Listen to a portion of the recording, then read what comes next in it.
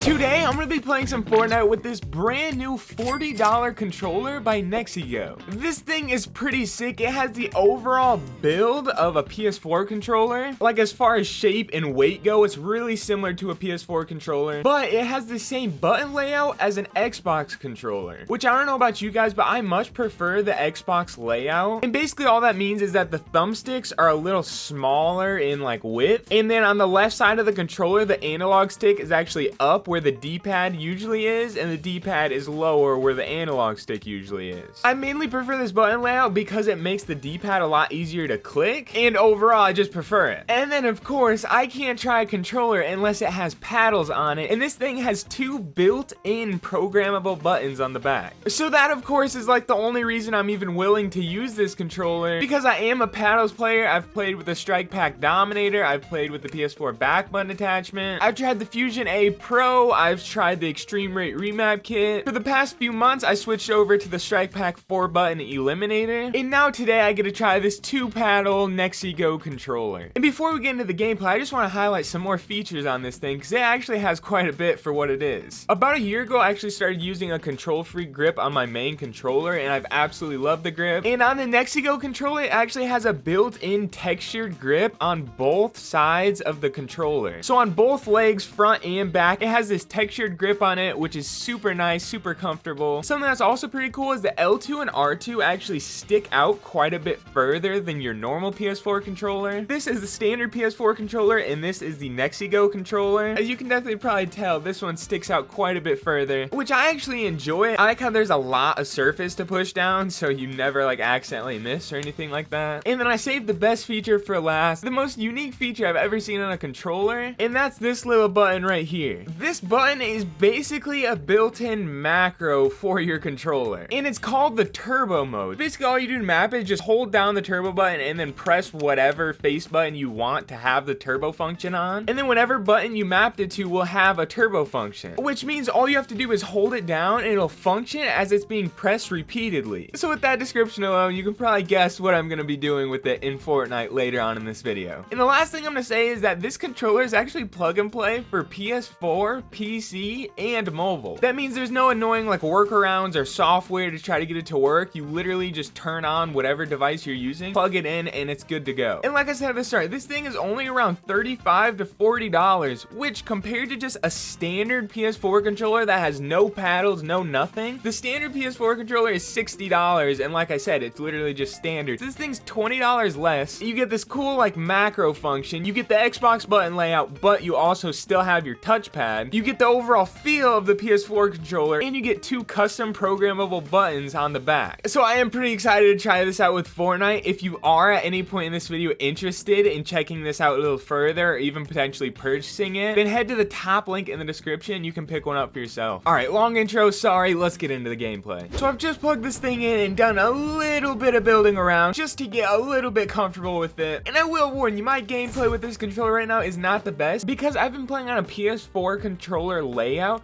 with 4 paddles for the past like 3-4 months. And now to just instantly switch over to the Xbox layout with only 2 paddles, it is definitely pretty different, and not to mention, I also don't have control freaks that fit these thumbsticks. So literally everything that I know and am used to, I'm not using right now. But we'll see. If you guys want me to, I can definitely come back in like a week or two and make a little update video. And hopefully by that point I have enough time to fully try it out. But what I'm kind of feeling like right off the bat is that it definitely feels way different than what I'm used to. I've gotten pretty used to these big bulky buttons on the back of my controller, and that's what I've been using. So to go to these kind of inset, like built-in right into the same groove with the controller, they're a little further back, which is definitely not a bad thing. It's just, again, not what I'm used to. Otherwise, I really like how clicky and tactile all the buttons are. They definitely feel really nice when you press them. I am really struggling right now because I don't have my control freaks, but I'm really interested in trying out this turbo feature. I think it's gonna be really cool. So basically all I'm supposed to do is hold down this boost button, and then my edit bind is on circle, so I'm just gonna press circle. So all I should have to do is just hold circle and then just continuously press R2. And yeah, look at that. It's functioning as though I'm repeatedly pressing circle, but I'm actually not. I'm literally just holding it down. So I can sit here and click R2 as fast as I want, and it's literally just like a macro. This is just kind of insane. Oh, and that's actually crazy. So I actually have circle set to this back button, and so I don't even have to hold circle because I have it set to this back button. This back button also has the turbo function. So I have a paddle macro. That's actually insane. So I should just be able to sit here and edit kind of ridiculously fast without even really doing much effort whatsoever. And in the manual, it says that you can actually set that turbo function to L2, R2, L1, R1, and then the face buttons X, square, circle, and triangle. So I mean, with single shot weapons, this could actually be pretty good for that as well. But I think with this on the edit, yep, it makes editing super easy as well. All I literally have to do is just hold down my paddle, and then I just press R2 twice, and then I just do a double edit super easily without actually having to click my edit bind twice. Let's see if it works for a triple edit. Yep, easy. Literally so easy. I can literally do a triple edit without ever actually letting go of my edit bind. I just hold it down for all 3 edits. So I think that means I can literally just hold down my edit bind, and yep, as soon as I place any build, it'll automatically edit it. I'm not necessarily sure that'd be useful for anything, but it is kind of cool. You could probably come up with something for it. As for input lag, it feels like it might have a tiny bit, but I'm not sure if that's just because I'm not used to this controller, or if that's because it actually has a little bit of input lag. I just turned on the input debug stats,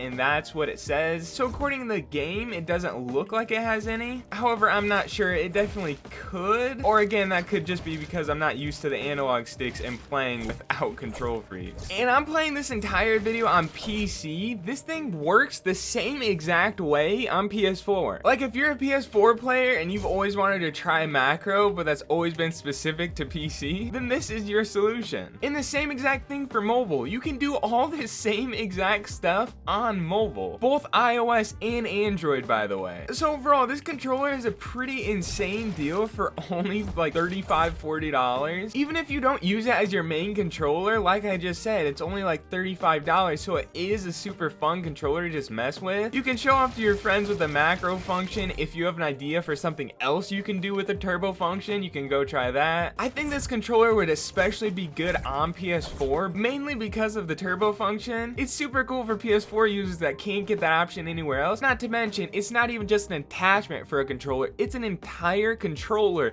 with paddles, with the grip, with the Xbox layout, with the touch bar. It has a lot of features, especially for its price point. So if you're on PC and you want another controller to mess around with, I definitely suggest going and taking a look at this controller or picking one up. It's pretty cool. If you're on PS4, I think this controller would be absolutely perfect. And the same thing goes for if you're on mobile. Even for other mobile games aside from Fortnite, with the turbo option and the paddles, to have this controller work on mobile is pretty insane. And I definitely think you could get pretty insane at any mobile game you play on this thing. So again, the link is in the top of my bio. Shout out to NexiGo for sponsoring this video, and I hope to see you guys in a future one.